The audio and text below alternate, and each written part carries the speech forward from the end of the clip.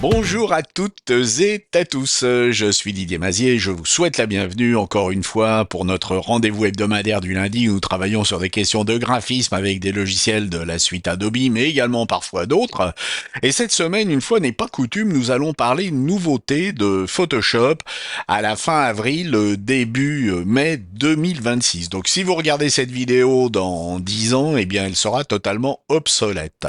Alors avant de démarrer, je vais quand même vous demander de mettre un petit pouce en l'air si la vidéo vous a intéressé, de vous abonner, d'activer les notifications, mais surtout de partager cette vidéo sur tous les réseaux sociaux où vous pouvez être présent.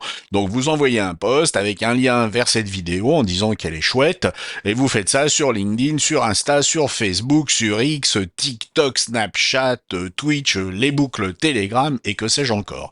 Donc nous allons nous intéresser à des nouveautés de Photoshop qui présentent quand même un certain intérêt. Alors, il y a peu de choses à faire, vous allez voir que c'est assez simple, mais encore faut-il se mettre au travail, et on va le faire sans plus tarder.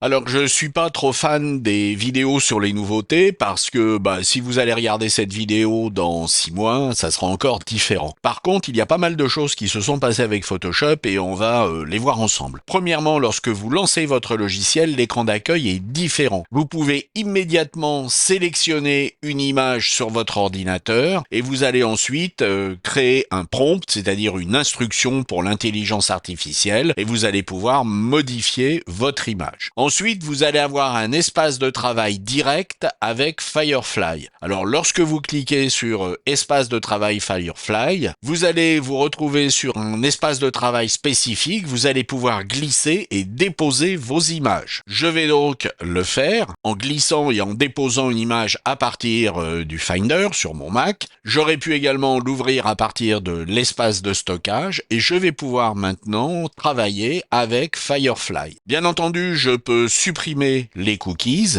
et je vais pouvoir ensuite travailler avec différents outils d'intelligence artificielle. Personnellement, je travaille avec Gemini 2.5 et je veux pouvoir ici décrire ce que je veux obtenir. Une fois mon prompt saisi, je vais cliquer sur générer. Bien entendu, cela va utiliser 10 crédits. Il s'agit d'une fonctionnalité premium, donc tout dépendra du nombre de crédits dont vous disposerez avec votre abonnement.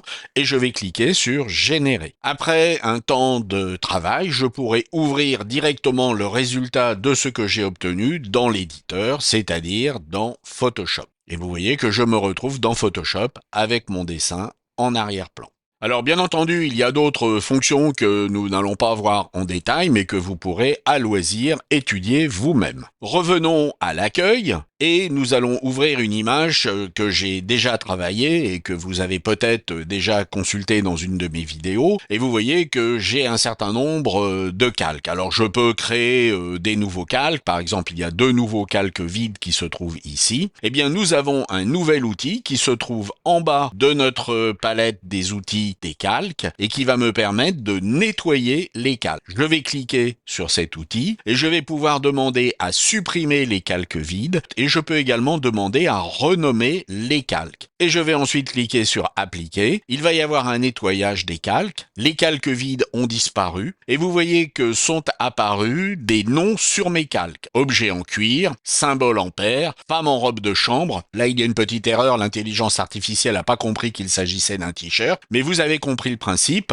Vous pouvez avoir des calques qui sont organisés et qui sont correctement référencés sans avoir besoin de systématiquement saisir les noms au fur et à mesure que vous les créez. Donc c'est une fonctionnalité qui est également très intéressante. Une autre fonctionnalité intéressante est celle de la rotation des objets. Alors elle n'est pas particulièrement appropriée à cette image, mais on va quand même voir comment ça fonctionne. Dans le menu édition, vous allez demander à faire pivoter l'objet. Le logiciel va rechercher un objet dans l'image, il va préparer la rotation de cet objet. En l'occurrence ici, il s'agit d'une personne et vous allez voir apparaître un outil qui va vous permettre de faire tourner l'objet, gérer également la perspective si vous le souhaitez et vous pouvez tourner dans les deux sens. Ce qui nous intéresse ici, c'est bien entendu le sens horizontal.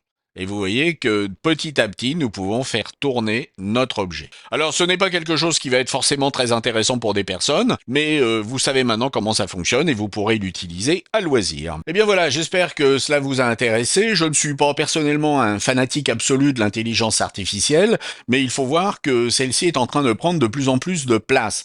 Notamment des outils d'Adobe ont été maintenant intégrés dans Claude et à partir de prompts de Claude, vous allez pouvoir directement travailler sur des images avec des outils qui sont fournis par Adobe. Donc c'est une situation qu'il va quand même falloir suivre parce qu'il y a peut-être des métiers qui vont disparaître. J'espère en tout cas que ce ne sera pas votre cas et puis que l'on se retrouvera la semaine prochaine. À bientôt, au revoir.